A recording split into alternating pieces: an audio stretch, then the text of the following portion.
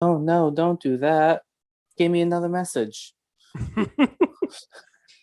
Meeting. Now recording. I kind of want to just press leave meeting. Oh, I don't have a thing. No. That thing in my eye. But you might want to get that checked. My eyeball. That's what I always say. Hello, everyone, and Hi. welcome to the 3-episode podcast. Tonight, we're going to be doing an Interlude game show, which is just a little trivia thing that we do at the end of our trios to kind of, just wrap up where we've been and go over some of the knowledge that we may have acquired. This last trio was all about teaching Val how to play D&D. So I've put together a nice, easy beginners D&D trivia thing.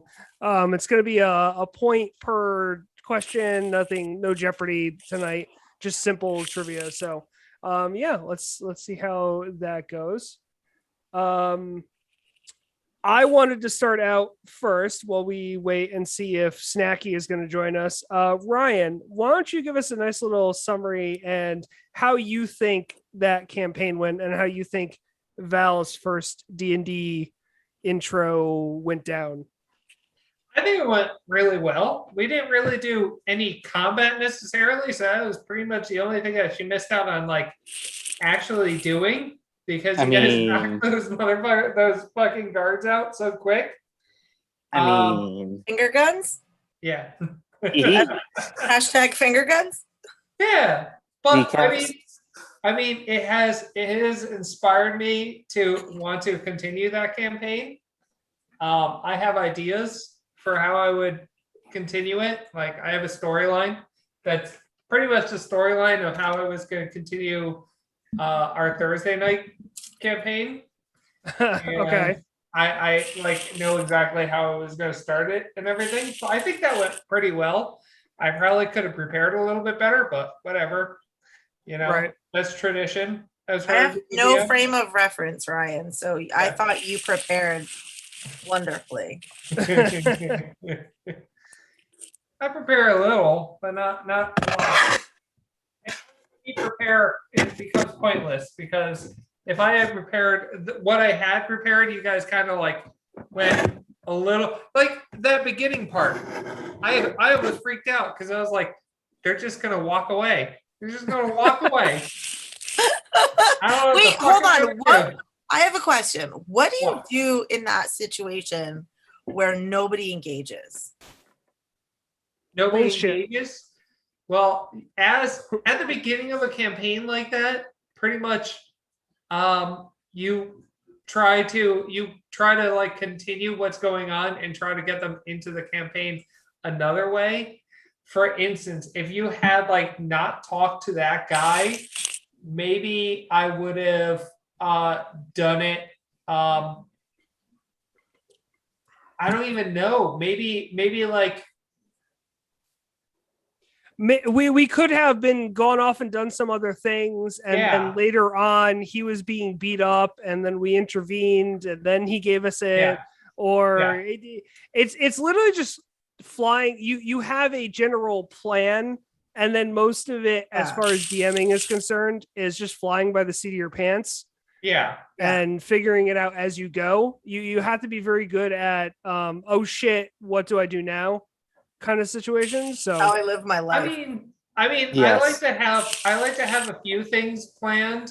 For example, like when you guys went into the cave, I had the two different things that could have happened, but since you actually did end up going where you were supposed to go, that worked out. And we made our first friend the cave system, I had planned the other side completely also, so there was that second branch that you guys basically end up walking through on the other side, and I thought you guys were going to actually fight the dude at the end, but you did not, and that's fine, because we got him on all sleight of hand. Part of D&D is just like rolling with the punches. I think it went pretty well. How did you like your first experience with D&D, Val?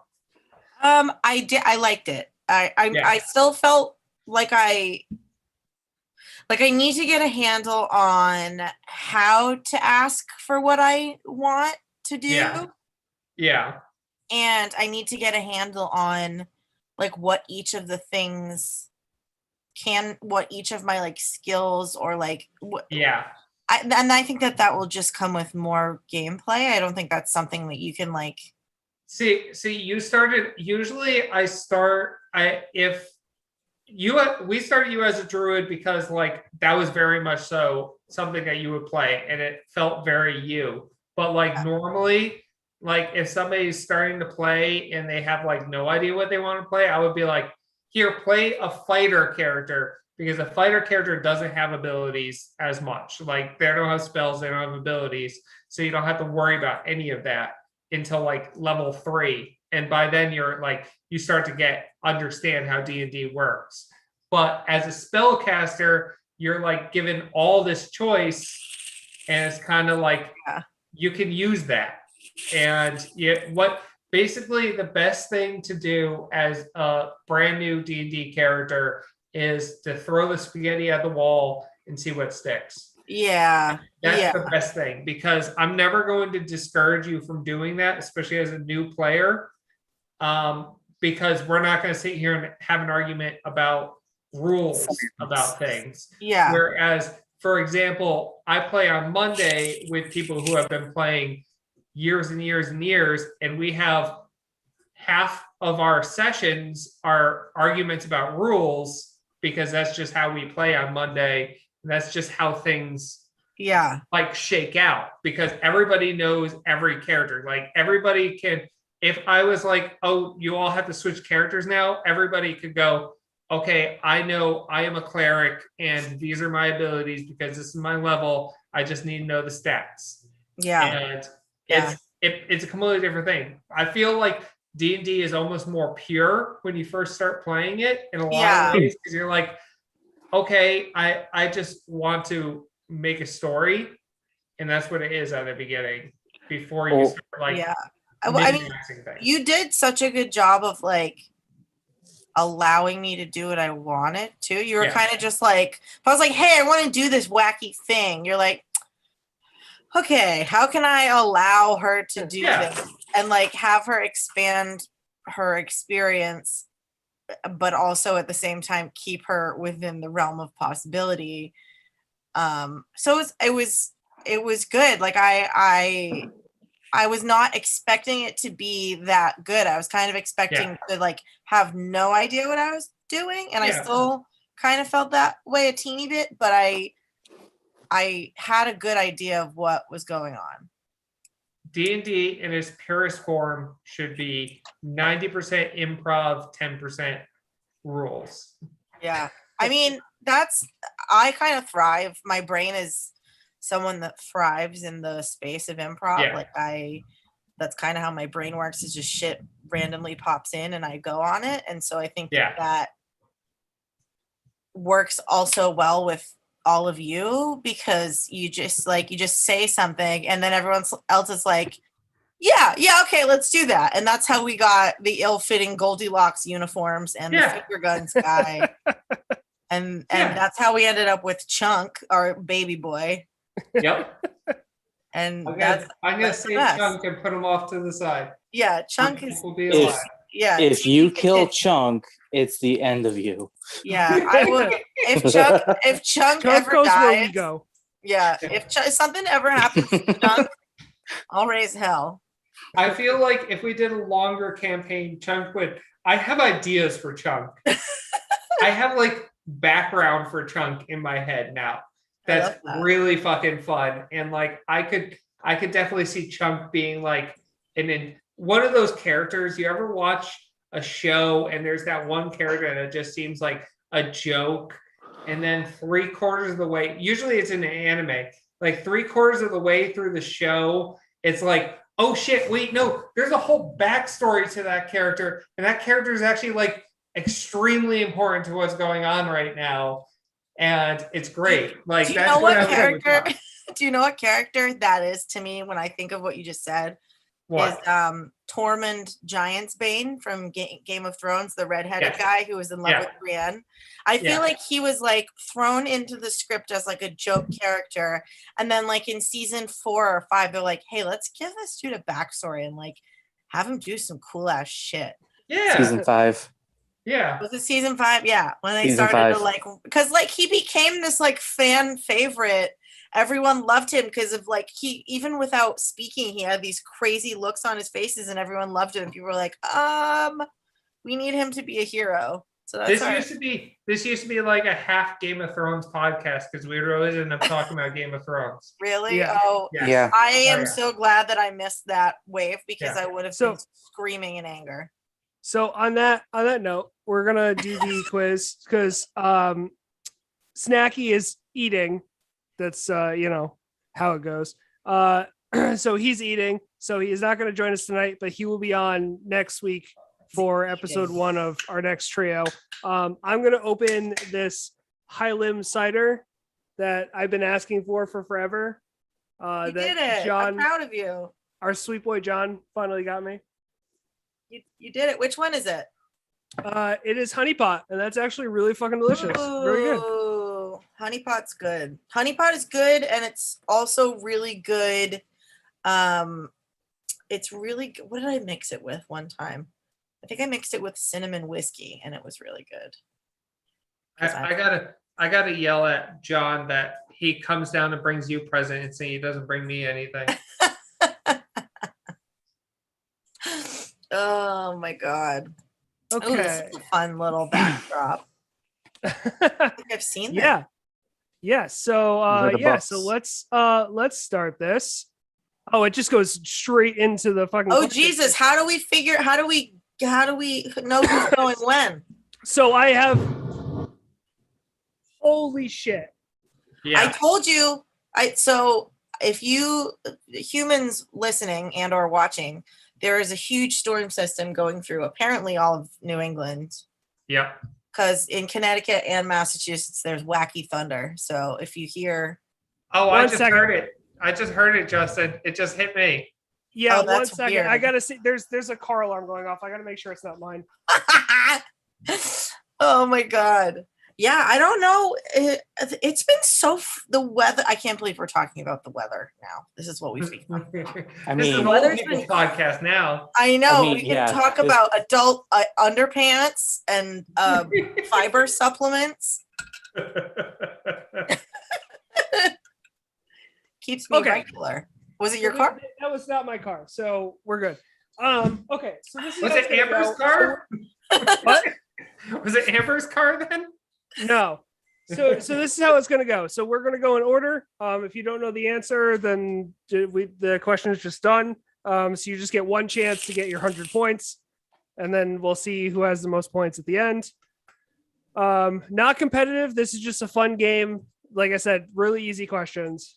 So who wants to go first? So this one we'll go off. I have Val going first, but we don't have to do that order.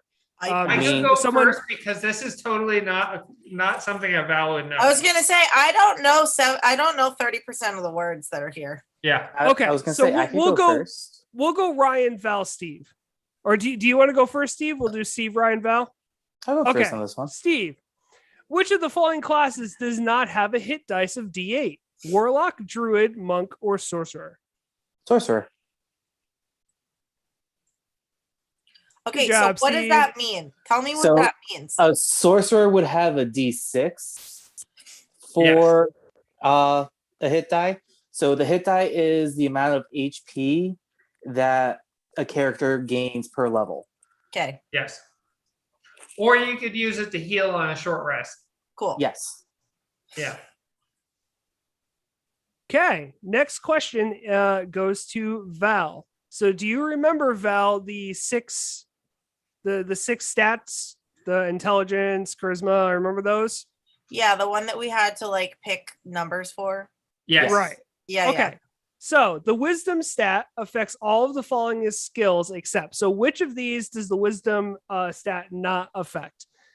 And you just have to think about You just have to think about them and think about which one doesn't take wisdom and might take something else, like charisma or intelligence. Animal handling? Is that your final answer? Yeah. No. Oh, don't you Close. need wisdom for fucking medicine? Oh, the points go down. Okay. Steve or Ryan, this is gonna confuse me. Because Ryan, you went backwards. You went counterclockwise. Yeah, I see you're supposed that. to go to Ryan. Wait a minute. I don't understand why that's wrong. I feel like animal handling, you need the least amount of wisdom. Animal handling is charisma based. And medicine is not wisdom based. It's intelligence based. Wait, what do you mean? Wisdom is knowledge. You don't need knowledge to know how to give people medicine? Intelligence is medicine. Intelligence and wisdom are what? Like, what remember, intelligence is book knowledge. Wisdom is street knowledge. Street smarts. Yes. So a doctor goes to school, book smarts. So, okay. So you'll learn how to handle animals, like in the wild. Animal handling is wisdom, Ryan. It is? Yep. Yes. Oh, I am wrong. I apologize. That's what I thought. I thought right so is medicine. Medicine is wisdom as well. Oh, I guess I'm wrong. See, what the fuck? Is it? Okay, now I know what it is. Investigation. No. Is it? I feel like it's investigation. See, I would have thought insight involves the kind of intuition. That's the one that I thought for sure would have been. Again, this is just a learning quiz. This is going to go like every other quiz. Justin, this is going to go like every other quiz. I'm going to end up with negative 1,200 points. There's no negative. Val, do you want to take a crack at this? No, I want to sit in my mistakes. Vitality. Following is not one of the. Yeah, I don't fucking. And you wrote Constitution twice, Justin. You wrote Constitution twice. Hey, I did this while I was doing other work. Leave me alone. Okay. So technically, Val, this one's yours. How do you roll for initiative? Make a dexterity check. Taking everyone's turns. Roll a d10 and then add or subtract your initiative. Roll a d20, then add or subtract your initiative. Or roll a d20 and then add your dexterity modifier. It's Steve's turn. No, it's fine. She can have this one. It's Steve's turn. Is it? No, I thought it was Val's. Fuck it. It's Steve's turn. I don't know. From this point forward, we're going to go Val, Steve, Ryan. Val, it's your turn. Okay. You guys are using kid gloves on me. Okay, so fine. I know it's roll a d20, but I forget. I think it's initiative, B. Because dexterity is one of the things that dexterity was the thing that I was shitty at. Yes. Yay. Okay, I got one. So, Justin, technically B and D are both true because initiative. Oh my God. Were you that person in school that raised your hand and was like, well, actually. No, well, I've been playing for very long and I play with rules lawyers and this is what I have to deal with. That sounds all the time. That sounds terrible. You should play with us more and we'll give you animals with chicken finger problems. And Steve, which of the following actions can be performed when it is not your turn? Giving someone a potion of movement, a reaction, or a main action? C, a reaction. Yay, Steve. Am I going to beat Ryan on this one? Ryan, what is it called when you roll a 20 on a d20? An epic roll, a critical roll, a perfect roll, or a super roll? A B, critical roll. Or a crit for short.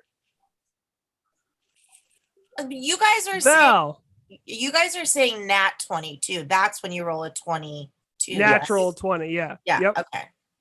See, I'm getting it. What is the result of rolling a 1 when you're rolling a death saving throw? So remember when I think I passed out and I had to roll the d20 to figure out if I lived or died? Yeah, I feel like you would die. Because if you're saving yourself from death and you get the lowest score. Right, but there's 3. You have to roll 3 Oh of wait, them. you have to roll 3 of them? Okay, so I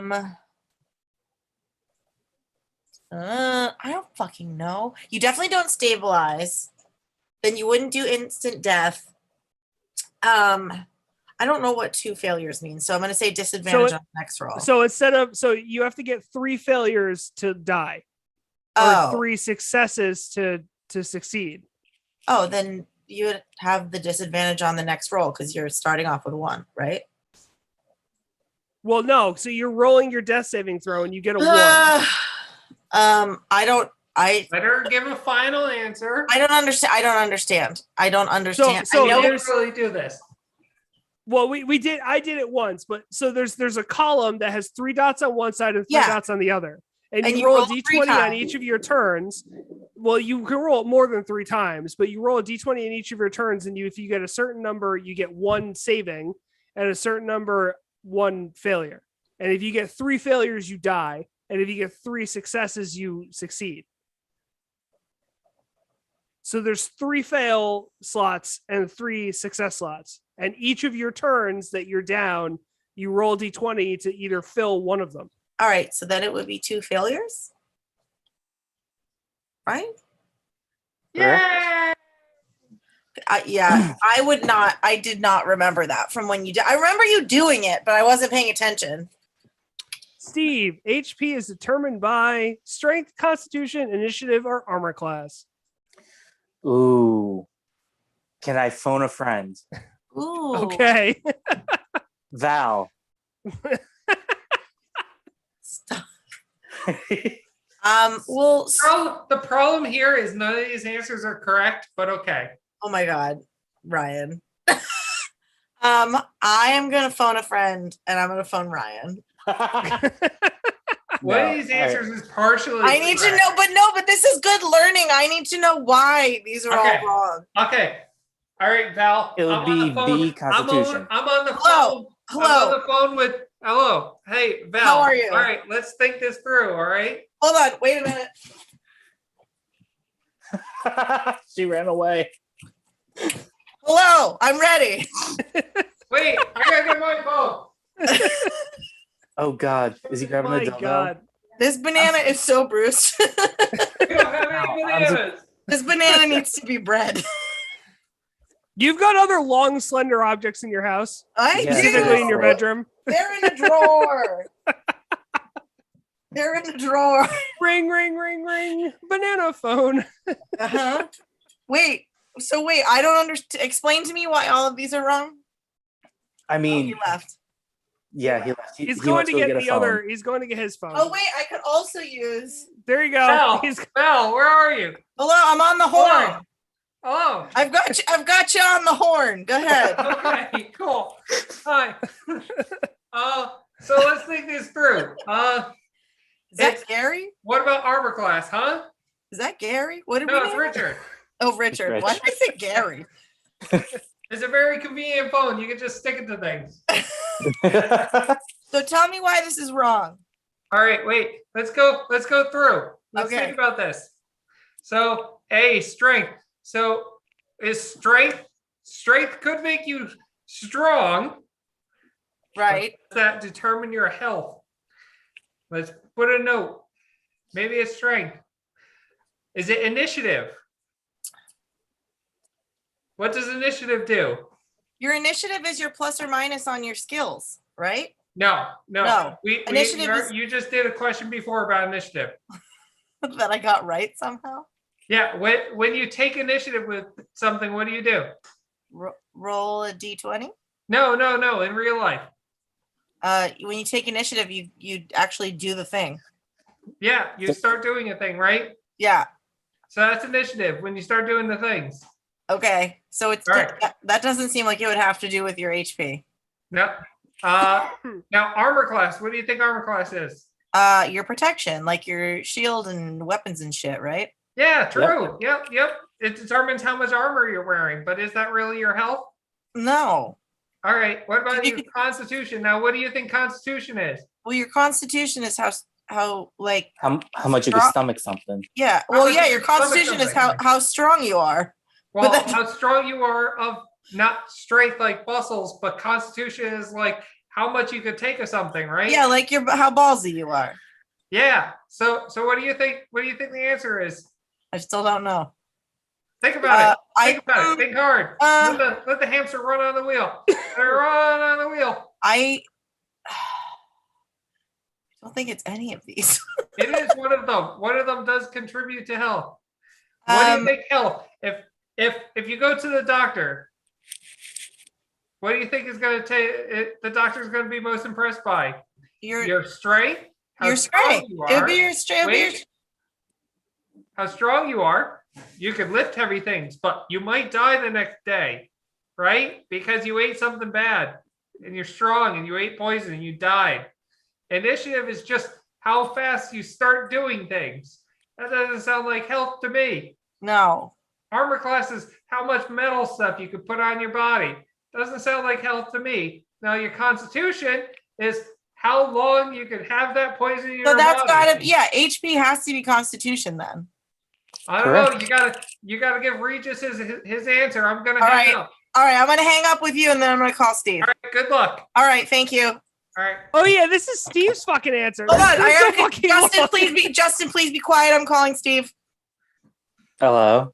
Hi, Steve. After much consideration with Ryan, I'm gonna go with B, Constitution. That sounds really good to me. All right, good luck. Thank you. All right, we'll see how that goes. Ring. My God. I hate you people. Wait. Val. Yes, I've got both my phones. Yes, hello. I didn't realize you were trying to get an answer for Steve. I helped you out too much. I'm actually Steve. I couldn't. There was no time for me to explain. I'm sorry. I'm very disappointed, Val. I'm sorry. I gotta go. I gotta go. This horn smells like shit. I gotta go. Mine smells like rubber. Here you go, Ryan. Here's a question for you. Oh wow, this is actually a question I want to know. Who made D&D? Steve Jobs, Gary Gygax, Bill Gates, or John Greer? B, Gary Gygax. Dude, what the fuck kind of name is that? It is a great name. He is the king of bearded nerds. That sounds like a D&D character. Gary Gygax looks like picture the nerd you think invented D&D. That's what Gary Gygax looks like. Well, art imitation. Okay. Which of the following is not a Dungeons and Dragons class? Fighter, Scholar, Ranger, or Wizard? Whose turn is it? Yours. It's yours.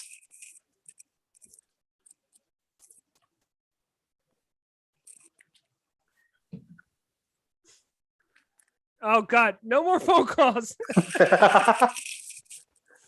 Ring. Calling Justin. Hello. Oh, you're phoning Justin. I don't pick up phone calls. It was a phantom ring. What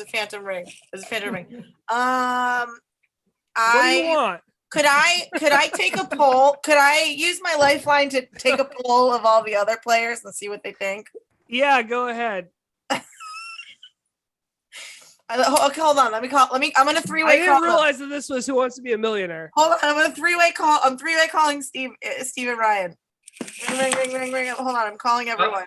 Hello, gentlemen. I don't want to buy health insurance. I've been trying to reach you about your vehicle's extended warranty.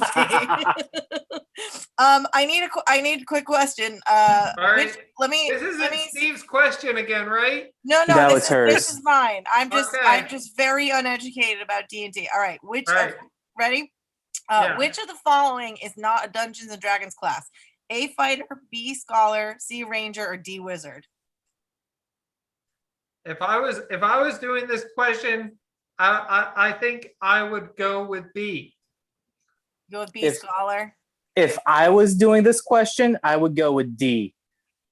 No, because the sorcerer is a whole ass thing, Steve.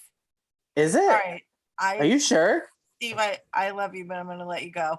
I'll talk to you later. All right. Who are you talking to, Val? I hear you on the phone with someone else. Ryan, I gotta go. All right. I'm gonna go with B, Scholar. So Good so job, the reason why I did sorcerer is because those two seem alike. Yes. That's the only reason why I did it. Yes. Steve, if you were trying to sneak up on an enemy, where do you look for your bonus? Your skills, your spells, your armor class, your initiative. Hmm. Steve I'm plays gonna- barbarian. He never sneaks. That's I know, true. and I believe He He that's never a uses skill. skills. He just I've- crushes people in the knees. I was gonna say I'm gonna go with the one thing I never use, and that's skills. Smart. Ryan, after you hit with a weapon attack, what do you roll? A saving throw, a ball, damage, or hit points? Oh, I know this one. I think. No, I See don't. damage. I thought it was a ball. Damn. Val, what do you have to do when you are reduced to less than 0 hit points? Roll your hit die, cry out in pain, make an attack, or roll a stat saving throw. Is there an E flip the table option? No, but I we mean, just talked about that's- this. I mean, that's your crying pain. D roll a death saving throw. Yay, Val. All by myself. You got Steve, this. what does HP stand for? Hit points, healthy pie, or healing points. Healthy pie! Harry Potter. I expected a Harry Potter. I really want to say healthy pie, but it's health points. Healthy pie is my stripper name. That is incorrect. Really? Ryan, do you want to try and catch up to Steve? A hit points. I thought I would have thought. I it thought that was health just I thought it was abbreviated. I thought hit points was abbreviated for health points. No, it's how many times you can be Actually, hit. so they decided to call it, instead of health points, hit points, because if you're playing like a more realistic sort of thing, if you get hit by a sword once, you die. So instead, it's like supposed to be more of, in a lot of games, it's supposed to be more of an exhaustion thing. Like you keep getting hit and you're more exhausted, so you're more likely to get killed. So it's hit points. Right. If you were trying to notice a bugbear sneaking up on you, what skill do you use, Ryan? Investigation, survival, perception, or strength?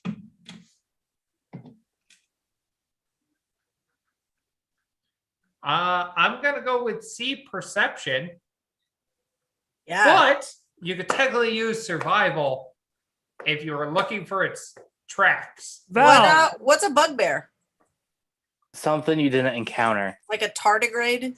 All right, Yes. so a bugbear is one of my favorite things. Picture a big human being, but mix him with a bear. Not like a werewolf, but with a bear. Man bear pig? yeah. Like man bear pig. Man bear pig, yes. Got it. Is this one mine? Super cereal. Yes, it is. Super cereal. All right. Which one of these things would you be better at if your character has a lot of charisma? Knowing if a tomato is a fruit or not, selling a tomato, smashing a tomato, or dodging a tomato being thrown at you. Remember, charisma is selling being... a tomato. What? Selling a tomato. Good job, Belle. Yeah. I got a lot of charisma in my character and in life, so that's the only one that I knew right away. I could sell a whale water. Nice. Okay, cool. So that was Val. Steve, what does NPC stand for? Oh, I know this one. Non-player character, non-personal creator, number players current, not playable currently. Non-player character. You guys, if we have time at the end, I have to tell you about. I'll use it for my recommendation. Okay. But it involves Ryan, which class is not able to use spells? I know this one. Fighter, wizard, cleric, or paladin? And I don't want to hear the technicals. We're talking about just like vanilla D&D, not like special BDSM homebrew shit. BDSM D&D. Whoa. In the original, so the answer you're looking for. Jesus Christ. The answer you're looking for is a fighter.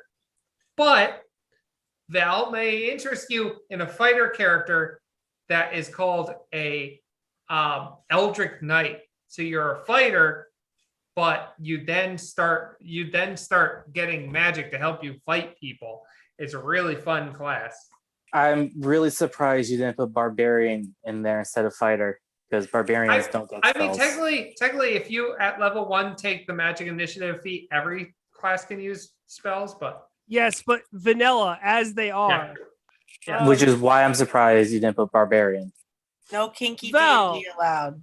Which of the following races is considered in the small size category? We didn't really go over sizes, but just looking at these, which do you have any questions about? Well, you should know what all of these are because you're a half elf and Steve is. I did not mean to do that.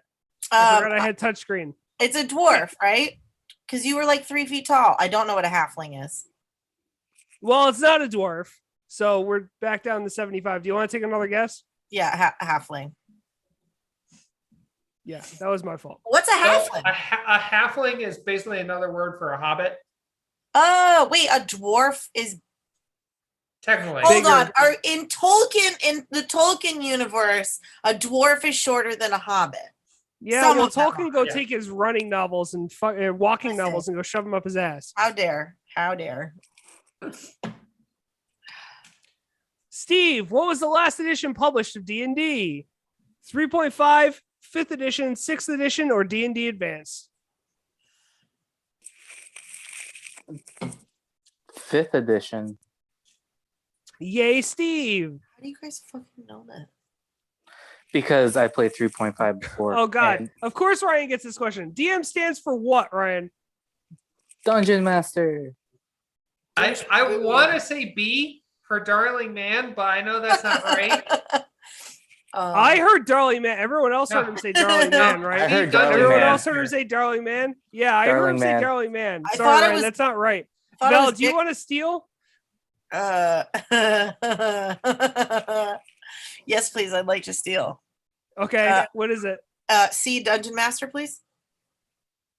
I was gonna say Dick Mustard.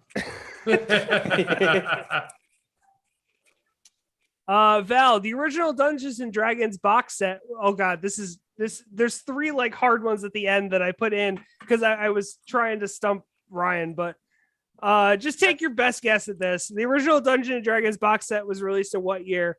2005, 1999, 1974. 1974. Cool.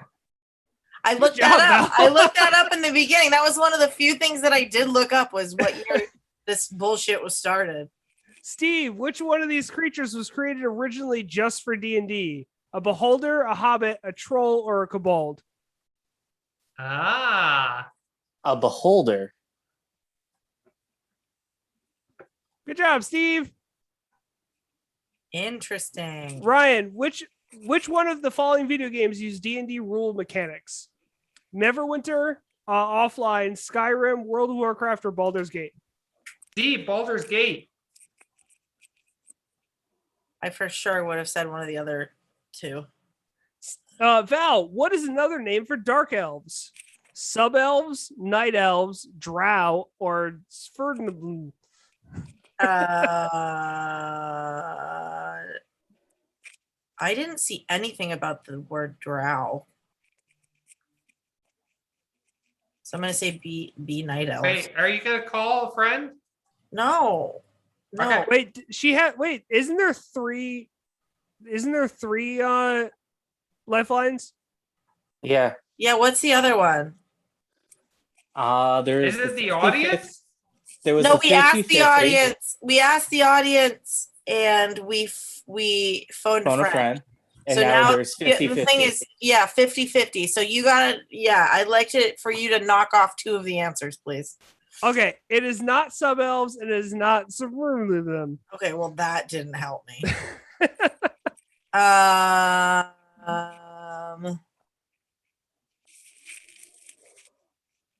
Night elf seems too easy.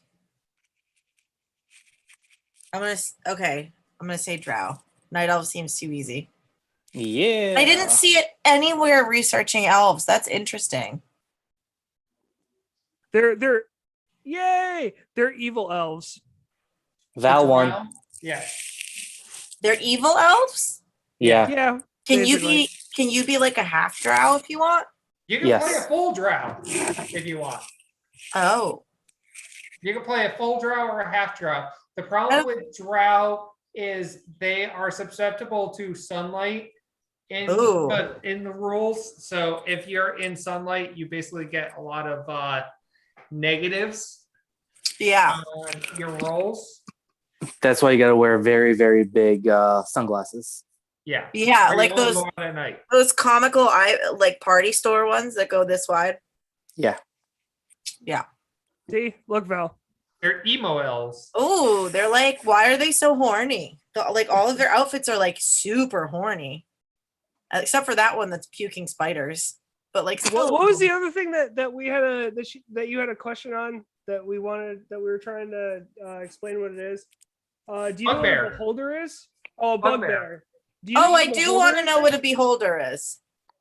Oh, I don't like that. I don't like that at all. I don't like that one bit. Made just for D&D. I fucking hate it. Yeah. Oh, I like that. Yeah, this is a bugbear. Oh, I like him. I thought that he would be much more. It's a D&D Sasquatch. So, Val, Val, just so you know, if you ever encounter a bugbear, you can use Zone of Truth. No, what was it? Animal Friendship? No. What was that friggin' spell that they used? And you could become friends with the bugbear. Friendship. You could use friendship. Oh, I would love to be friends with a bugbear. They look they give really good hugs. I want to continue our campaign simply so that you could just make friends with all the evil things that I throw your way. I just end up with like a menagerie of terrible, terrible things. I feel like she would need to go to school with the rest of us. Yeah. What does that mean? So go for it, Steve. So in the campaign that we aren't doing at the moment, the one where I was a bard, we actually are attending a high school for wizards. So it's Harry Potter. It's D&D Harry Potter. Oh, for Harry Potter. I mean, for adventurers. Adventurers, yes. So I feel like you would actually enjoy that because he actually does classrooms. Yep. Oh my god. And for each like subject, there's a bestiary classroom, there's a fighting classroom, there's a bard classroom, like potions. So you get to learn how more of the mechanics work through D&D. Yeah, that sounds like something I need. It definitely sounds like something that I need. And then there's all these houses that you would belong to. Ours is probably one of the best ones because we got to make our own flag. Ooh. What's on the flag? So our dorm master, your dorm mother, your dorm what the fuck was it called? So every single one of the different groups, because they were split into adventuring groups, each got a cabin, and then each of the cabins got basically like a person that is there, like a camp counselor kind of position. And they had a warforged. And his name was Greg. Yep. So and he made coffee. So we decided to have Greg on our flag, and we also had him riding a dinosaur, or was it a dragon? It was a dragon. Dragon blowing fire. It was the best thing ever. That sounds very much up my alley. Yes. It was pretty great. Can Chunk come? Yes, Chunk can come. Could definitely come. He could live in one of the cave systems. Oh, he can live with me in my dorm room. He can live like under my bed or something. I don't think he would mind that. Every once in a while, a hand just comes out from underneath the bed and like steals one of my snacks. It's pretty apropos.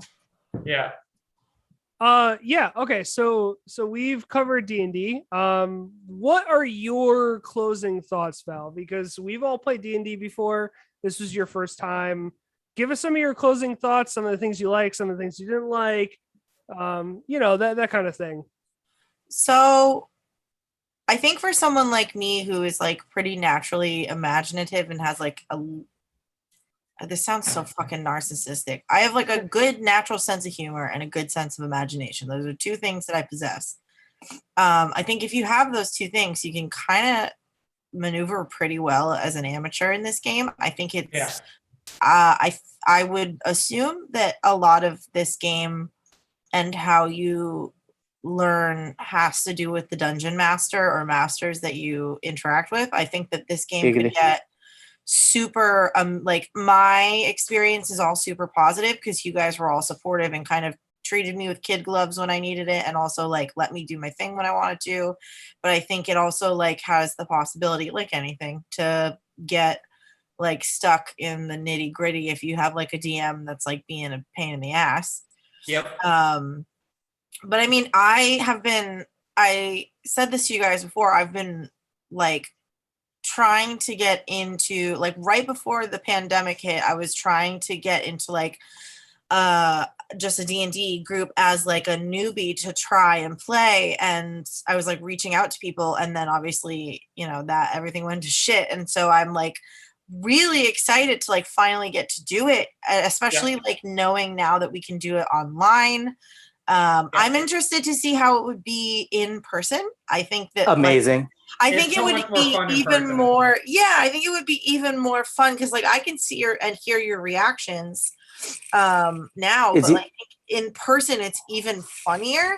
And I started researching like the boards and the miniatures, and like that's also another way that I feel like I would go down this rabbit hole hard, and I'm actually like super excited about that because like I'm an artist and I love to paint, and that is something that like I think I could get really into. Like I'm excited for that. So I had a really good time. Like my experience was like pretty much all positive. What was the negative part? The only thing that was not killing anything was we killed something. I mean, like I got to do finger guns. That was great. I'm not. I think where my negative experiences will come is when I have to play a character that is not of the personality that I naturally am. That should never happen. That should never happen. Really? So yeah. I feel like I've seen people who play a character that is very different than who they naturally are as a challenge to themselves. Well, people that's can if they tend want to do that. Yeah, people can tend to do that, but their own personality will always come out in the character. Right. Always. Yeah. And I didn't really have any negatives. I think that this is a really good little petri dish for me to learn. But I also like, I don't know what you guys' experience of it was because you had to have me like fumbling around the whole time. So, but it was, you really didn't. No, you didn't fumble around. That's good. I have DM'd for worse newbies. Like I have DM'd for newbies that like, well, just the worst newbie is the newbie that will sit there and go, is this where I roll the dice? And instead of interacting, because the thing is, D&D is very much so one of those things where you only get as much out of it as you put into it. Yeah. So if you sit at the table and go, here's my character sheet, I'm just going to go with the character sheet and wait for somebody to talk to me, it's not going to work out as much as, because you were interacting with the world. You were like saying, okay, what is this and everything like that. That is the proper thing, because if you just sit back, you're not going to get anything out of it, and you're going to find it boring, and you're going to find it like you're going to get frustrated with it. But if you interact with everything, if you try to push the boundaries, it's so much better. Yeah. And let me tell you, in person, it's so much better because it's so hard for me as a DM where I love the mechanics of like using Roll20. It makes so many things so much easier than doing it in person, because like it makes rolling things easier. it makes like me knowing that you're not cheating your dice rolls and stuff like that easier. It just makes everything like, and also I could pull up all the information I need and want at all times and just draw things and stuff like that. It makes that part of this so much easier, but there's something you miss out on with not being in front of people. Yeah. Because actual dice rolling. Yeah, when I DM, and Justin and Steve could tell you, especially Steve could tell you, like, I become very animated when I DM, and I like sort of like act things out and stuff like that. But when I'm standing in front of a computer screen, I don't feel that energy. Yeah. It's so much better. It's so much more. And especially like when you have a good group of friends and it becomes like half social hour, half playing D&D, it's so much better. And when you could like actually be around people when you do it. Yeah. I have really missed the past year and like 3.5 at this point, or whatever it is, of not being able to go on Monday. Because every Monday I used to go to the game shop in Milford and play D&D for 2.5 years straight at that point. And also we had been playing Thursday nights for like 4 years in At person. Justin's. Yeah. Is that all one campaign? So can you play campaign for years? Yeah. Oh, yeah. We played Justin's campaign for like, what was that? 3 years, Justin? Three and a half. Yeah. See, that's amazing to me. Do you We were guys have like pirates. notebooks that you keep track of everything that's gone on? Yes. Do you want to know what the longest running D&D campaign is in the world? Oh, I hope it's like 30 years. Close. 38. Oh my God. So there's people that started playing this when they were like It started children, in and 1982. now, oh my God. That's Yep. amazing. That's amazing. And that's like, I don't know. I am someone who like very easily falls into dorky things. Like I was a Harry Potter person growing up. And even before that, I was a Tolkien person. And then I was a Magic the Gathering person. And yeah. So like, this is where, okay. So for people listening, he pulled up this like the longest game, but the person in the picture has this like really rich world with like trees and buildings and all these fantastical creatures. Like that is where I know that I would shine, is to like building worlds that you then like, what do you do with them? Like, what is that? Like, do you just like hold your character? What do you do when you're like, how does this? I mean, there's a lot of ways of doing longer campaigns like that. Like, you could take your time with things. And as the person writing the story, I think if I was writing out the Thursday campaign, that the Grundle's Adventuring Academy, that's what it was called, into a book, I think we would have already been on like book 5. Yeah. By the time that we finished. And that was like a year and change. I think we were playing that one. And Justin's campaign, we could have done like a book per like series, island, because we were going through like all these different islands in search of weapons and stuff like that. We could have done like it was just so much. And the thing was, I always described the Thursday night, my Grundle's Academy, as an anime. And we were jokingly calling it an anime because we were very much so like an anime. And we had some sessions that were kind of like the beach day kind of thing, where they didn't really do very much, but they did something fun.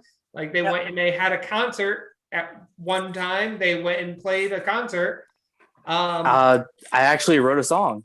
Yes. Steve actually wrote a song. It was wait, you actually wrote an actual song to perform? Real life, for the game.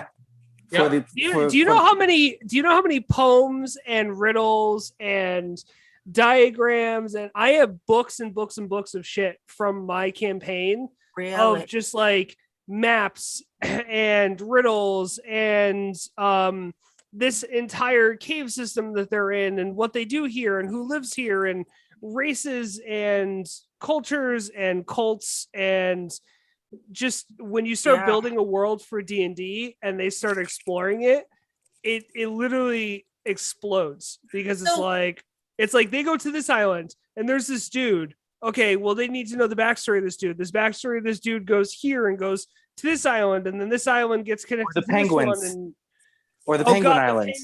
The penguins. So I created an entire race that doesn't exist in D&D. I created an entire race of human-like penguins that are like gnomes. So they build things out of scrap. So they're trash penguins. They had this. They're trash penguins, but they take other people's trash and they build like amazing gizmos and gadgets like and stuff Wally. out of it. But they their currency is in precious things. That's how you don't pay in gold and stuff like that. And there was this whole thing where Steve turned around and took a pebble. So wait, hold on. Little backstory.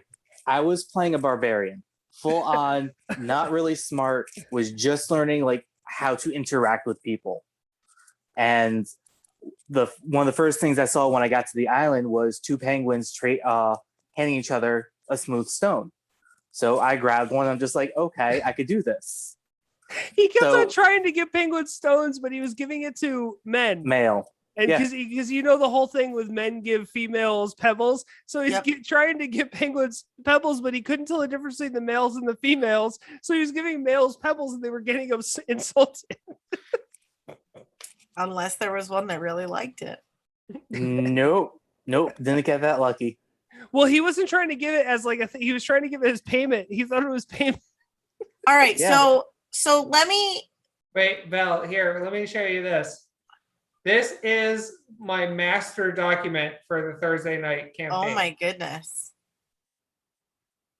How many pages is that? It is currently at 14 pages. That's actually not that bad. Yeah. Well, this is all like shorthand things, links, different things. There's also a whole folder of other things. I think I just saw Loops. Is Loops involved in this? Loops is Steve. I remember him telling me about Loops. Yeah. So how did like the tree? So like that guy with his picture. The guy with the picture that was on the screen with like the trees and the buildings and the boats. How do those enhance gameplay? Like you build them and they just become part of like what you hang around when you play? Like how does that? So like all the miniatures and stuff, is it just like kind of what's going on? So when you play in real life, there's two ways you can play. You can either play Theater of the Mind, which is basically like you don't use maps, you just sit at a table and describe to each other what's going on, and the DM really has to like keep a lot in their head as far as like spacing and everything like that. Yeah. Otherwise, you could use a map. Yeah. So when you use a map, when you use a map, you need you could use either tokens or you could use actual miniatures and stuff like that. Yep. Kind of the longer you play, the more money you could put into it, the more you do as far as being a DM, as far as like setting scenes and stuff like that. Yeah. Oh, that's okay. So that makes more sense because that was what I was wondering, like how that carried over to everything else. Cause I have a board game store in my town that John and I actually went to once. And they have like this wall of miniatures, and I was like, what is this for? And he was like, it's your D&D miniatures that you like can paint and decorate. And I'm like, well, isn't the game in your imagination? And like, it just was hard for him to explain it to me without me ever having played. And now that I have played, like I understand that, like, and like now I feel like that is something that I would like fall into very easily. So I have things like, this is a set that forms a dungeon in and of itself that I painted. Ooh, It's got blood on it. Yeah, I put a lot of blood all over it. Wait, does this mean, is this like a thing that I could like buy, what is it, a Steve, Nothic? Is it a Nothic? Yeah. Yes, you could buy a Nothic. So I could buy it and turn it into chunk if I wanted to? Yeah. So this is my folder, right? So this is my folder for our campaign. And within each of these are gigs and gigs and gigs of other shit that's within this, because these are just the loose documents and these are whatever. But I want you, Steve, to look at this right here and find something on there that you can then tell Val about, because there's a character sheet that's on there. Who is Dominic the Donkey? There you go. So like, oh my god! Now, you know, before we get into it, this is a standard looking map. Yeah. So this do you see what's under Dominic the Donkey? This is dry erase board. Oh, okay. So you can mark things off. That's smart. Oh. This has gotten so chaotic. I love it so much. So wait, hold on. Dominic the Donkey is my absolute least favorite. Christmas song. Take that fucking back. No. Take that back, For Val. one reason and one reason I won't. only. I refuse. My birthday's Christmas Eve. I can do what I want. If you had played our campaign, Dominic the Donkey would have been your favorite. No. I mean, maybe in the campaign, I kind of wish that I would, so it would be like, No, they found an immortal donkey. Yeah, that's what that donkey is. Dominic the Donkey is just forever going to play in my head from November until January. It's awful. No, but we had Travis hide behind the donkey as the donkey got shot by arrows and everything else. Travis is unscathed. It was their human shield. Yeah. Dominic the Donkey was the meat shield of our campaign. No, tell her about Travis's hit list. Do you remember Travis's hit list? Wait a minute. He's a donkey that's immortal. Can he feel pain though? No. He can't feel pain. He continued eating grass. No matter where he was, grass appeared in front of him and he ate it. Yeah. Okay, I like him. I like that. All right. That Dominic I like. Travis's hit list. So Travis's character had a cloak called Batman Cloak. And whenever Travis got a kill with the Batman Cloak on, it gave someone in the world lost their parents. Someone in the world lost their parents and they saw Travis's character do it. Is Travis the reason why everyone in a Disney movie loses a parent? Yes, he is. Exactly. Can we say that's canon? Yeah. So Travis had this hit list. Every time he killed someone with the Batman cloak on, he got a bonus. It was his cursed item. So he got a bonus, but every time he killed someone, somewhere someone lost their parents. And on that his hit list was actually like a royal family. It was like a prince lost like his mother and father, like the king and queen of like this nation. They never ran into the nation, but I had it marked where on the map this nation was. So if they ever went into like that area. But we did go to the island where the dinosaurs knew it was him. How would they have known it was him though? Because they get a vision of him when the parents die. The surviving child gets a vision of whose fault it is. Yeah. See, I have so much shit. This is all the This is okay here. For someone like me who can barely like remember to like write down her doctor's appointments. This is a lot of files. And then I have my. Don't forget, this also came over years. Yeah.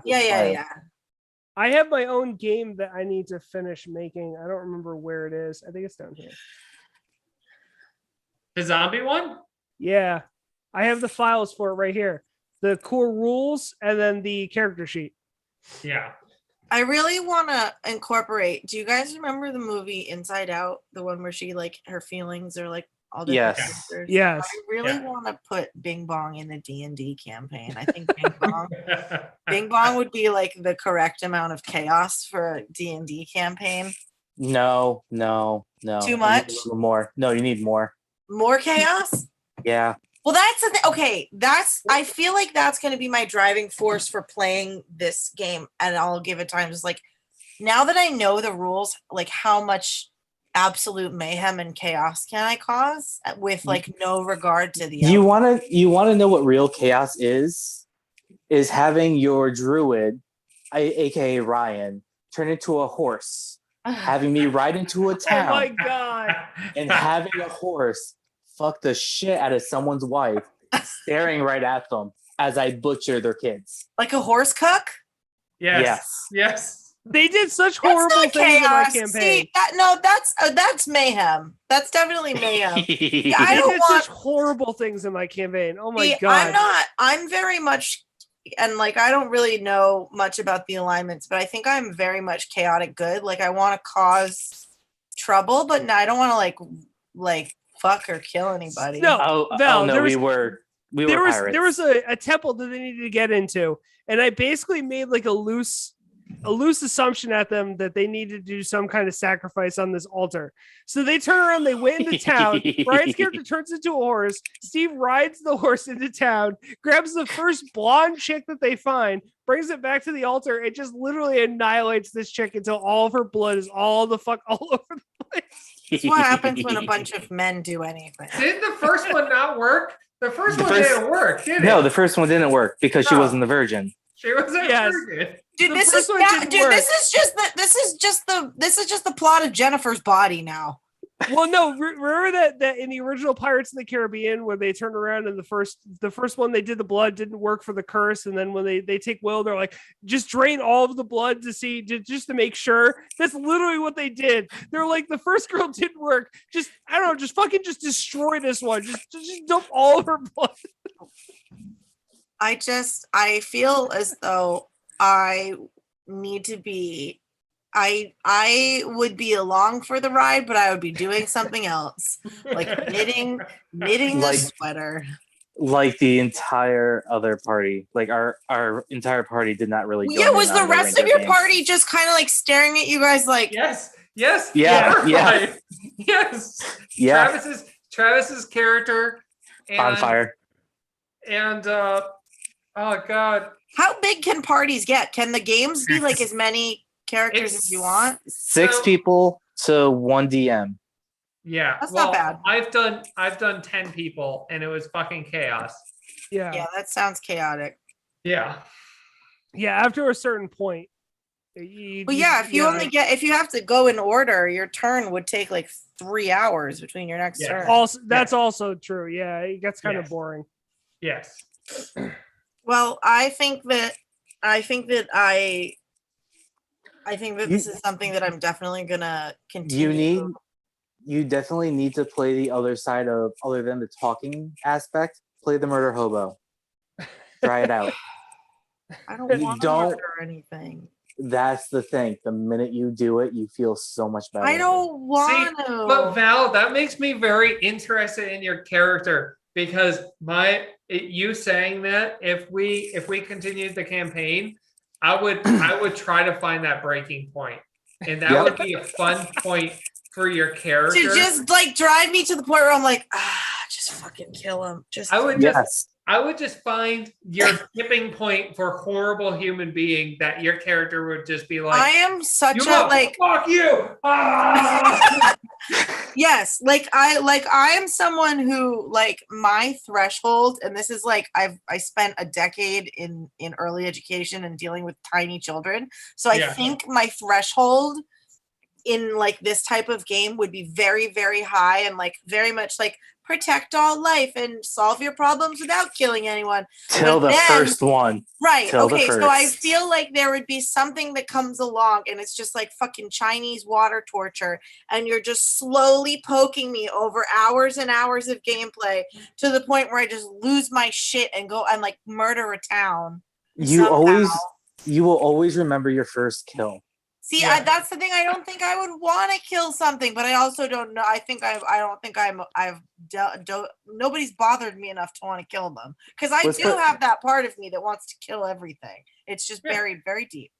My first kill was an entire party plus 100 other more mobs, because I destroyed a whole building. Yeah, during my first ever D&D campaign. Yeah, I feel like if I ever end up killing something, it'll be a catastrophic act of terrorism. Which is fine. Perfectly fine. I'm just like very kind for like 20 years, and then once every 20 years I just have this like Hiroshima event where I just we call that murder night. We call that murder night. I give myself a purge night. I like that. I need that in real life. No. Just not the kill purge. all No, not the hobgoblins. purge. Not the purge. No, we don't. I'm not endorsing the purge. The purge would be a fun D&D campaign. Ooh. It would. It would. So can you make D&D campaigns based on like movies and stuff? You can do Yeah. whatever you Hell want. yeah. Yeah, whatever Do you know want. do you know how many movies and pop culture references I threw into my campaign just because I wanted to? Dude, can I really? Okay, you guys know that I'm a Lost slut. Yes. I wanted. I see now. I have a deep need to have a lost based D&D campaign. There's most likely a few of them out there. I'm if not sure there hundreds. is. I'm sure there is, and I need to find them. So I recommended this a while back. There's a really great podcast. They don't use D&D. They use what's called GURPS. GURPS is stands for generally. I think it's generally everything role playing. And yeah, there you go. Yeah, you can find it anywhere, Val. Literally anywhere. People have Are you kidding? Yeah, there's a Pokemon one. There's everything. Dude, Yeah. that is like my nerd boner is fully torqued right now. Yeah. Hide the banana. That's like you guys. I'm. That's half the reason why I booked a trip to Hawaii was so I could go visit the places where they filmed Lost and pretend like I was there.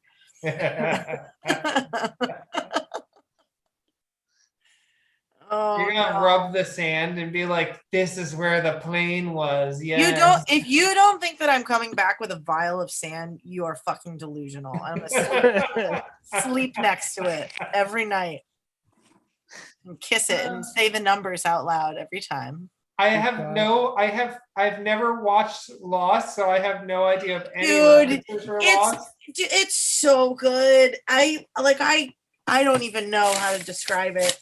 I tried watching episode 1 and got bored. Like you just gotta commit. You gotta commit to like 2 episodes. Not even. I was hooked after the first one. But if you can, did you watch the whole first episode?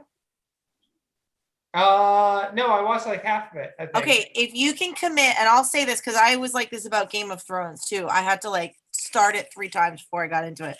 If you can commit to 1 whole episode, not look at your phone, not look at, just like watch the episode and tell me that you don't think it is a good premise, then I will. The first episode of Game of Thrones has everything though. Okay, but that's how I feel about Lost. It's got violence. It's got like intrigue. It's got sibling fucking. It's got everything. Everything you're saying is the only thing it didn't have was dragons. All right. Everything you're talking about is also in Lost. Yeah. Really? I'm they not have dragons? Fucking in Lost? There's technically sibling fucking in Lost. Yeah, you got to get a little ways down season 1, but spoilers for the. Are there dragons? Wonderful. No, but there's other cool shit. Nope, I'm out. There's equally cool shit. There is a monster, a fantastical monster of some kind. Komodo dragon? And it hurts people sometimes. Komodo dragon. It's a smoke monster, right? Yeah, it's the smoke monster, which is by all intents and purposes, it's a flying fantastical creature that kills people. So it's kind of like a dragon. Right. I'll fucking sell you on this if it's the last thing I do. I'll pull a Steve and suggest Lost for the next 37 episodes at the end of each episode until someone agrees to watch it. We are rewatching Miss Maisel right now, so I don't have. Oh, Miss Maisel was good. Yes, I'm excited. I fucking love Miss Maisel. Yes, we're still watching the original CSI, so yeah. The original CSI. Yeah. I was thinking, hey guys, listen. I know the answer to this question, but is Twin Peaks worth it? No fucking. I've never watched it, and from the little bits that I've like, I just don't known feel about it cool enough to understand it. I don't feel like I'll get it. Although I feel like as a Lost person, you might enjoy it. I don't know. I just feel like I watched one episode and I'm like, am I not cool enough? Am I missing something? There's just too many long shots where nothing's happening, and my ADD is like deeply kicking in. Well, the guy who made it is very artsy. Yeah, David Lynch is a weirdo. Yes. For better or for worse. And that's why it's like that, is because David Lynch is an artsy. Lost isn't like that. Lost isn't weird. Lost is great. Yeah.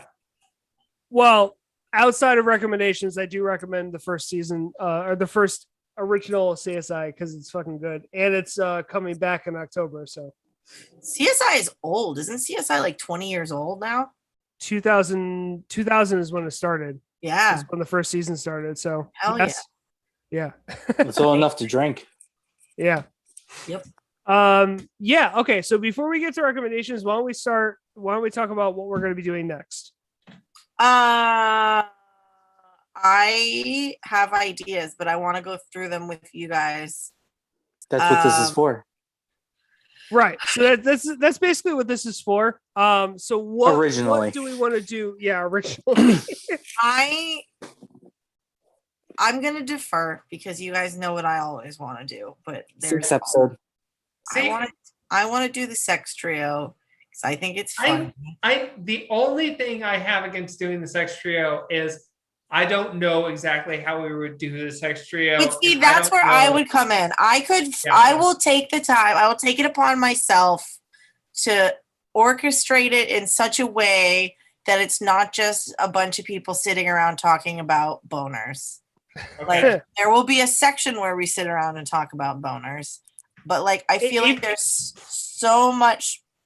It's such a generalized thing that like we could make it intellectual as much as one can get intellectual about funny sex. I feel like you can get very intellectual about it. You I for feel sure like it's a very interesting subject. Yes, I am totally. So too. I am totally down for that. That is fine with me. If you want to take it upon yourself to break down how we're going to be talking about it, then I'm perfectly fine with that, Val. Yeah. Can we do the minivan first? 2 in the front, 5 in the rear. That's the minivan. 2 in the front, 5 in the rear. See, I wouldn't have known that. I like that. Oh god damn it! I just like here's my only thing. Where's your better half, Steve? Does she know that you say shit like that? Yeah, that's why they've been together for so long. She can't walk very far. She can't walk over there because there's 5 in the rear. Yeah, the wheelchair is in the other room. I think no, but see, I think this is a good. There's so much to talk about, and I actually have I have a cache in my head of weird sex-related shit that I've thought about, and not thought. That sounds bad. Like things that exist in the world of sex that are so strange that I need to talk to someone else about it. And just there's so many different kinds of positions. No, but just not just like that, but kinks and fetishes and funny things related to sex. We can just I really want to go to the Museum of Sex with you now. In Europe? No, in New York. New York. There's a Museum of Sex in New York. Yes, it's very cool. There is a very high-end sex shop as the museum shop. That sounds great. It is a 3-story museum up and then a 3-story museum down. And the 3-story museum down is their private collection, which is things like a bicycle with the dildo that goes in and out like this as you. So it's a stationary bike that you fuck yourself with. Yes. There is from ancient examples of dildos up to animal parts. Okay, yeah. So this is why it's so we can. This is how we can break this down because they're besides birth and death, the only constant for humans is sex. Yeah. But I mean, that's the only thing we were born, we usually reproduce, and then we die. Those are the only constants in life. And so then we have an entire species history worth of silly goose shit. Cause the Egyptians did their own weird shit with sex, and then the Romans did their own really weird shit with sex, and like the Victorians. I just watched something about Victorian merkins. So like merkins are pubic wigs that existed. They've existed for centuries. Yeah. But in the Victorian times, so prostitutes would shave all their pubic hair because they didn't want to get lice, but then like they had all these STDs that made their no bits look weird, and so they needed something to like cover that up. So they came up with merkins, but like once the higher classes, it became like a fashionable thing in the higher classes, and people started putting like perfume and ribbons and shells and gemstones like weaved into their merkins. And then there was like this is just one. I don't know how I would react to that. Okay, this is what I'm talking about. This is where I'm at with this now. Oh, what's the present gonna be today? Yeah, that's what I mean. Like, cool. Hold on, I gotta get my maid to braid my merkin before I go. This is where I'm at with this. We will do the sex trio if you're completely in charge. Okay. You're leading the sex trio. I would not want it any other way than a female leading the sex trio. Okay, that's fine. You are directing those episodes. Okay, I think that that is as anti-patriarchal as it is, and which is how I want the sex episodes to be. Okay, I totally volunteer as tribute. All right, fuck yeah. Do you guys like dragons? You're gonna be dragging these nuts across your face. Oh, and we can talk about, speaking of dragons, we can talk about bad dragon. Oh my God. Do you guys remember like almost a year ago when we found all of those terrible Etsy shops that had all those weird crochet songs? Yes. We need to find those again. We need to find them because buckle up. Buckle up, buckaroo. Are you telling us buckle up because you're gonna get like a harness? Yeah, Is that why we're buckling? Strap in. Strap in, guys. Strap in and strap on. It's gonna get rubbery. It's gonna get rough. I feel like I would never be a part of a dildo podcast, but I feel like you could really do like two women or something like that. Do a dildo podcast, and that would be the beginning of each one. Strap in and strap on. Yeah. Let's go. That's like, well, I'm sure that there's podcasts where you just review sex toys. Yeah. That's got to be a thing. Oh, yeah. There's definitely a way to do this in which, because I also am someone who wants to respect, like, just because we're talking about sex, I don't want anyone here or otherwise to feel outside of their level of comfort. Like, if you don't feel comfortable sharing something about yourself, that is okay. Yeah. And like, just like consent with sex in anything else, I want you to be enthusiastically happy to be here. And so like, I think there's so much to talk about without anybody feeling like they're sharing too much about their own lives or, you know, their own experiences. And I mean, like, I'm pretty open about them. And I actually think that I'll be in North Carolina with my parents for one of the episodes. Yeah. So that might be interesting. So like, I have a proposal for 3 episodes: sex through the ages, fetishes and fun things, and then the third would be, I don't feel like story time is really a great thing. Think the interlude would be a good time to do if anybody had funny stories to, you know what I mean? Because that way people who don't want to share don't have to share, and people like me who have no shame or boundaries can share things like that. Well, I mean, I think that's a good, I think Through the Ages is, we can talk about porn. Yeah, so I think Through the Ages would actually probably have a lot to do with porn.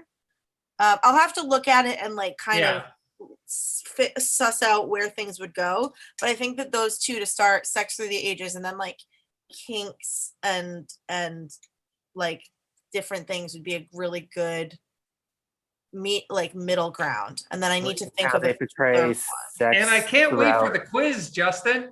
Oh my God. For the quiz. Well, I can come up with sex related questions and just feed them to Justin to put into the quiz.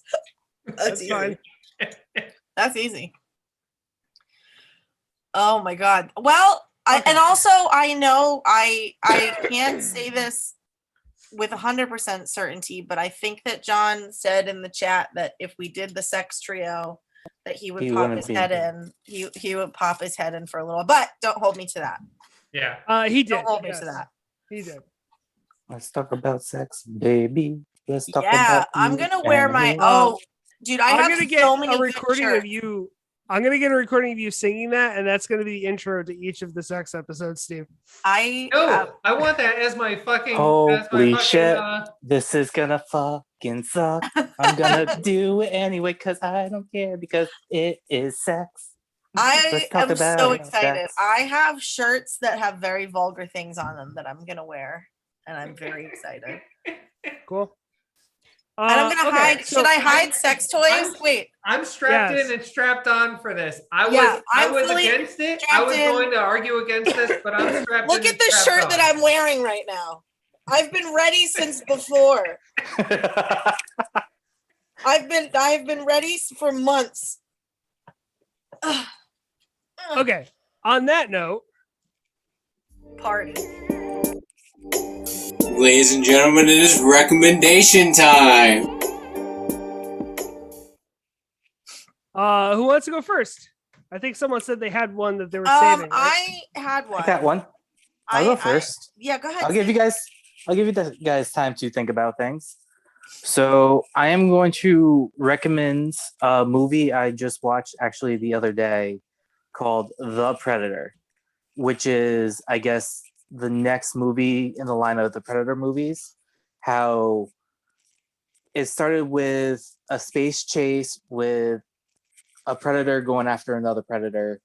Predator escapes to Earth, and the predator that was going after him is looking for him. The predator lands in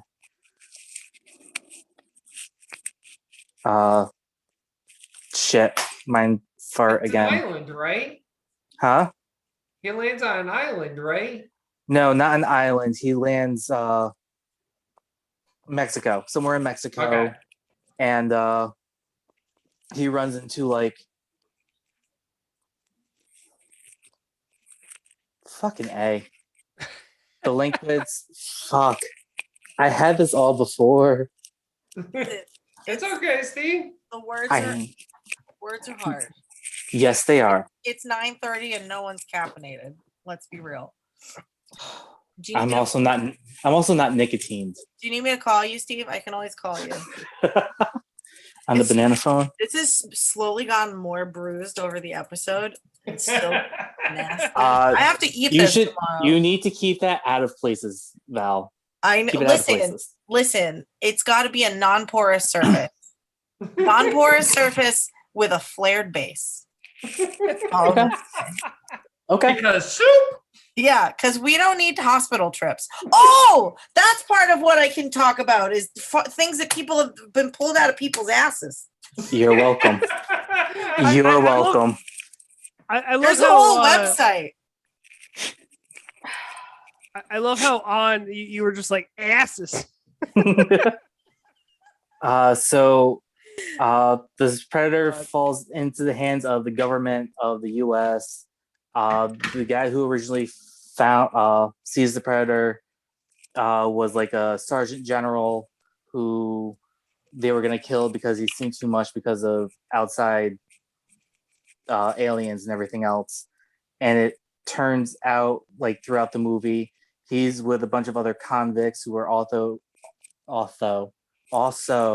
army related, and they all have problems. They're all on death row for the most part, and they were going to get the shot in the eye or whatever. And they have to basically save the world from the other predator that's now coming to destroy them. How would you rate it on the scale of Alien and Predator movies? I would rate this one actually about a 7. Yeah. 7 or an 8. Like, it was better than I really thought it was going to be. Is it better or worse than Danny Glover Predator? Which one was that? The one where he's in the city. Better than that. Better than what that. What about Arnie Schwartz? Not better than that.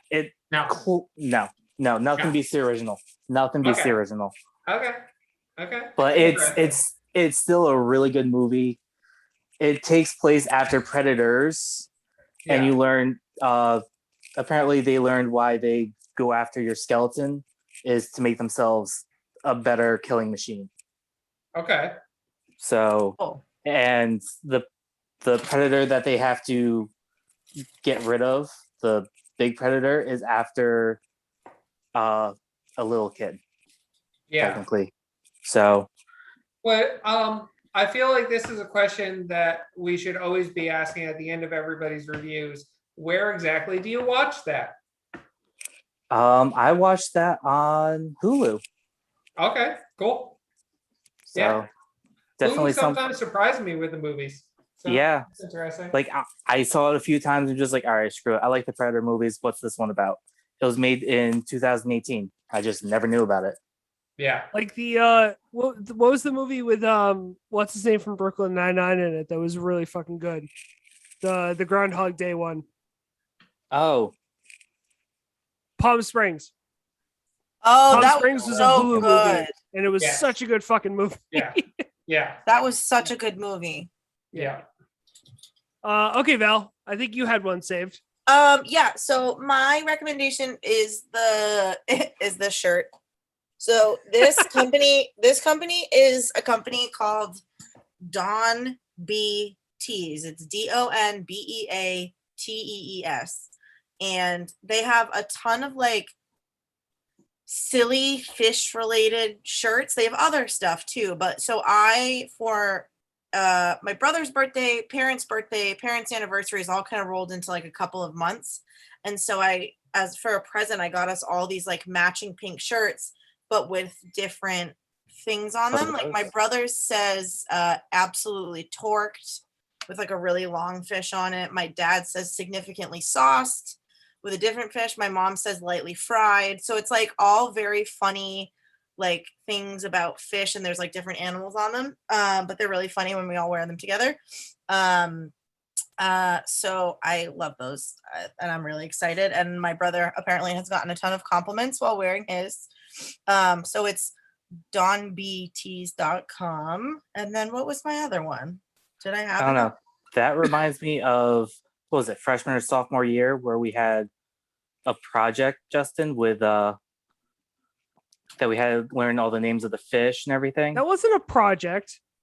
It was a project. That was the competition that we had to go to. It was you, myself, and Mario that we had to go to the competition. And Jess. There was a test. And the test was the names of the fish. We had to match the names of the fish to the picture of the fish. Yep. And we all got different names. Yes. And we named it because we were trying to use, because Neil told us to use the association to the association memory game where you associate a fish with a person in order to memorize them. And I'm pretty sure that we each got like a really high score on that. Like we each like remembered all of them. Yep. I remember Mario was Black Crappie. Yes, which is not PC nowadays. Dude, what are people doing naming fishes crappy? What are people doing? What is someone doing? Crappy. It's just a crappie. Like, it's just the name of the fish. One of us was a white sucker and one of us was a weak fish, and I don't remember which was which. I was the white sucker fish and you were the weak fish. Yeah. So, dude, why people there's a fish called a lump sucker. Yep. Bird names are worse. Yeah. Cygnus If you think fish names are bad, Solar. Bird names are worse. Bird names are known for being bad. Bird names are so bad that they say that ornithologists hate birds because they name them shitty fucking things. Oh, blue-footed boobies. Yeah. Bird names are bad. There's a class of birds called boobies. There's a class of birds called tits, like the great tit, the elegant tit, the somber tit. Yeah, but there's birds that are literally called like the sucky tit. Like there's a class called the woodcocks. There's a class called the cock of the rocks. Yeah. There's one called a hoary puff leg. What are people doing? Are bird watchers like, are they just drunk? Or horny? Hey, did you say satanic goat sucker? Is that what you said before? Okay, so 28 bird species whose names prove ornithologists have a sense of humor. Satanic nightjar is one of them. This one's called the satanic Satanic goat sucker. Little bustard. A dick sickle. A dick stick. A dick sissel. A dick sissel.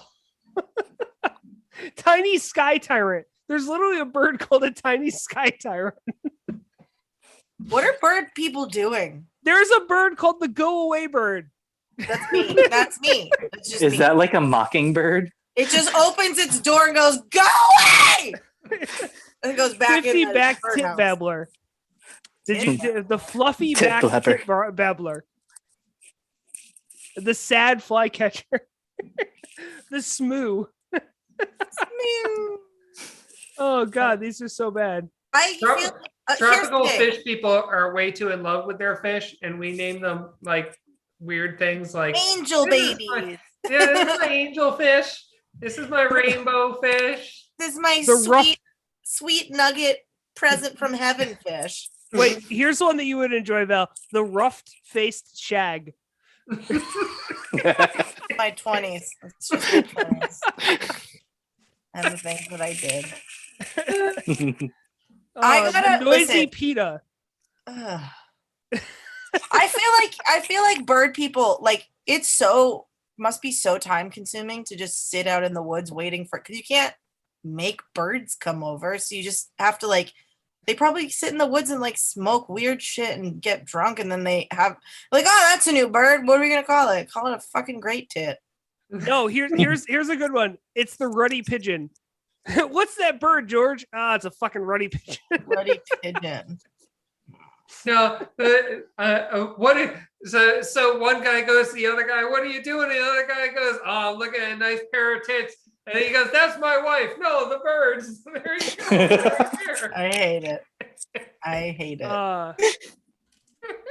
So I'm gonna go and then Ryan can go. So I have 2 games. So I just recently got a gaming laptop. Oh, so I I've thought been you were going to playing- talk about Clarkson's Farm or Space Jam. Okay. I thought you were gonna do. You didn't get a chance to talk about Clarkson's Farm. We've been gone for 2 weeks. Oh shit! All right, Yeah. go for it. I thought you were gonna cover that. Spoilers. Yeah. So I have been playing a lot of Forza Horizon 4. Fucking amazing game. I love it so much. It's so good. Racing game, and then 5. My camera just got fucked up. 5 comes out in November. Can't wait. And then the other one that I've been playing is Rogue. Shit, I just lost it. Rogue Company. So Rogue Company is a multiplayer online shooting game where it's 5v5. I played it on the Switch and I absolutely sucked ass on the Switch. But playing it on the PC, I'm really fucking good. So I'm enjoying that because I kill people and it's fun. So yeah, just some PC games I've been playing because I actually have a PC that can handle that shit now.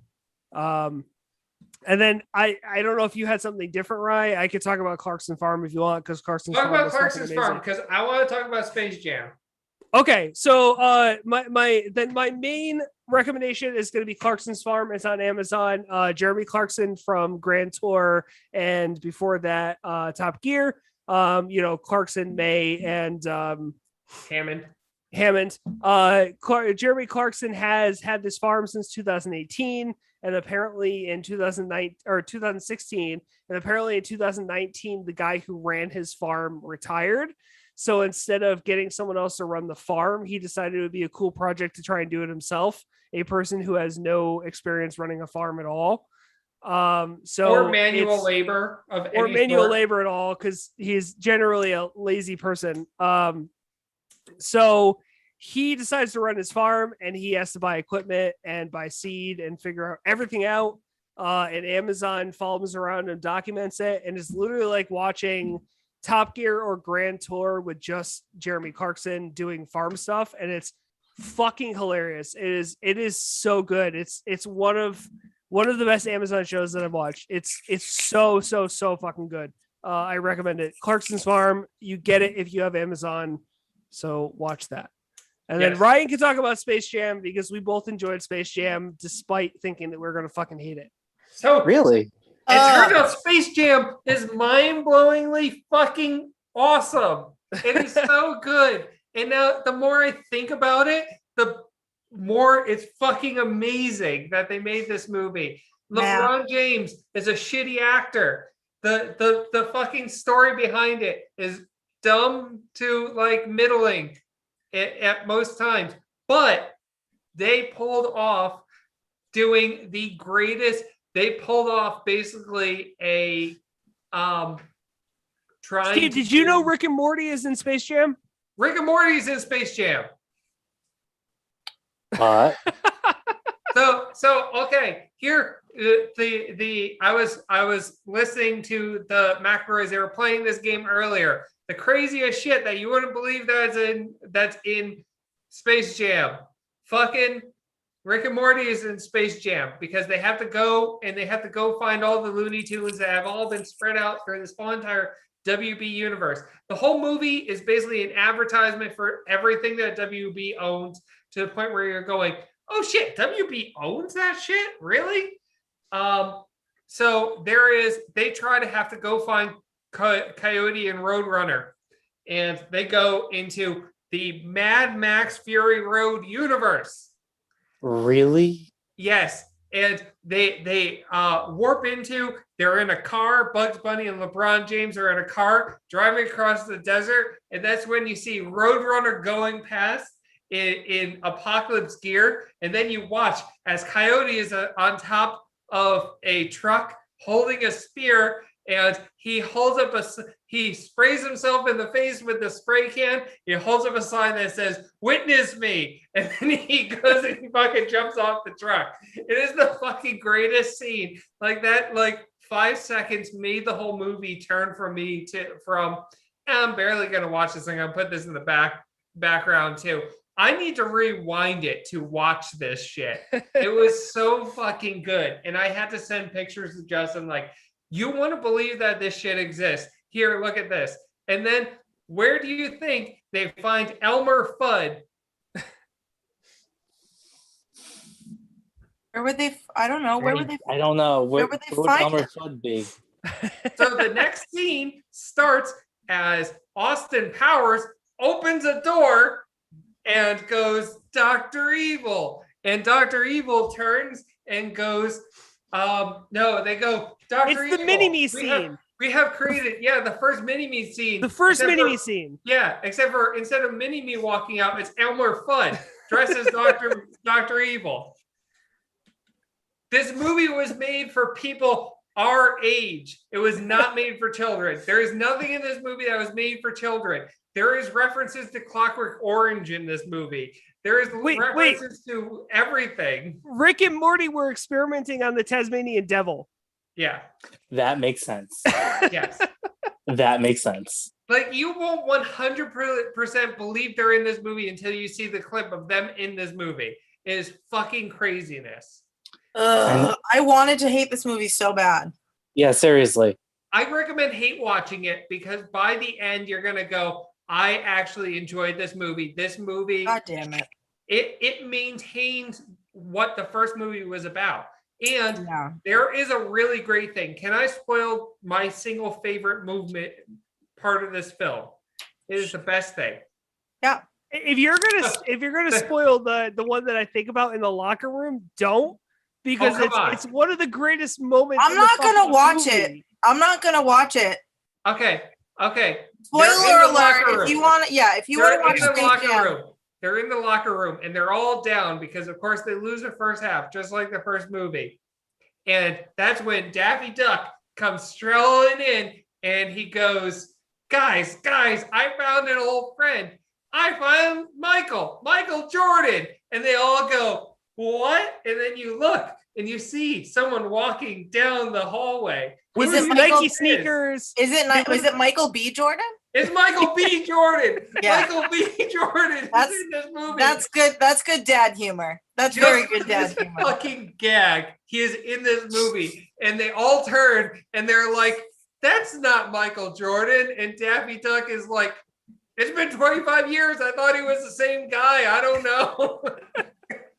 Wow. Michael B. Jordan is like, "Oh, hey guys, I know you guys. I remember you from when I was a kid. Hey, you'll do well." No. One of the best callbacks to the original movie is they start losing. The opposing team starts losing, Steve, and they go, how are we losing? How are we losing? And they zoom down to the sideline, and the aliens, the little aliens from the first one are sitting there like they're like all upset. What are the Monstars like in the new one? Okay, so they're like digital. The whole premise is that they have been scanned into the WB serververse, and that is controlled by a villain played by Don Cheadle called I'm back in. I'm immediately back in. LG Rhythm. He's an algorithm. His name is LG Rhythm, and it's played by Don Cheadle. And they basically went, Don Cheadle, here's the script. If you want to rip it up, rip it the fuck up. But you're fucking Don Cheadle. Here's point A. Here's point B. How you get there is up to you. And the funny thing is, somewhere in the WB universe, there's another Don Cheadle because they own Ocean's 11. So technically, somewhere there's another Don Cheadle. Ooh, interesting. Unless the algorithm just really likes the Oceans movie, and he's like, I want to play that one person. So is Algae Rhythm AI?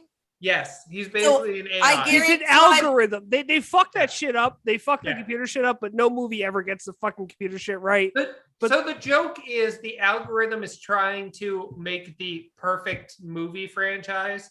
So it decides it needs LeBron James to become a like in every movie, like a green screen of LeBron James.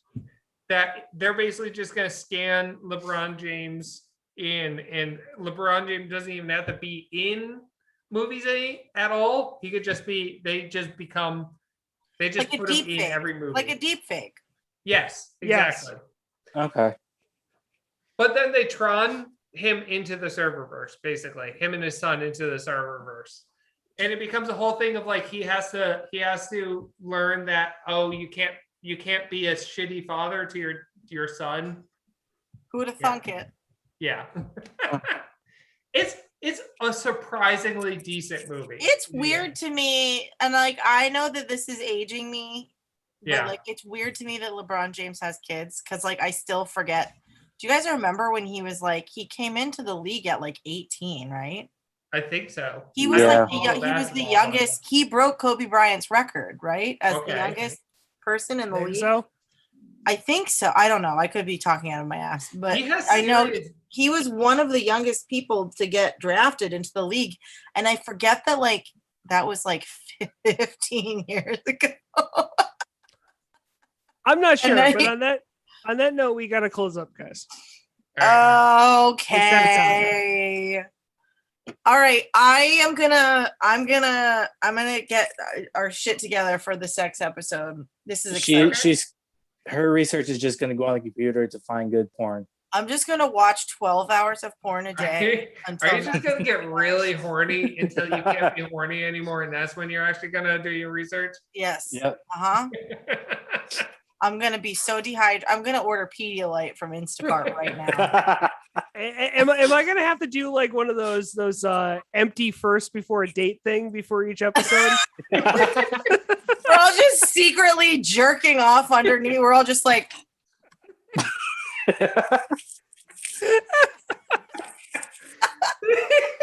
you just see like the entire episode. The camera's just like. Oh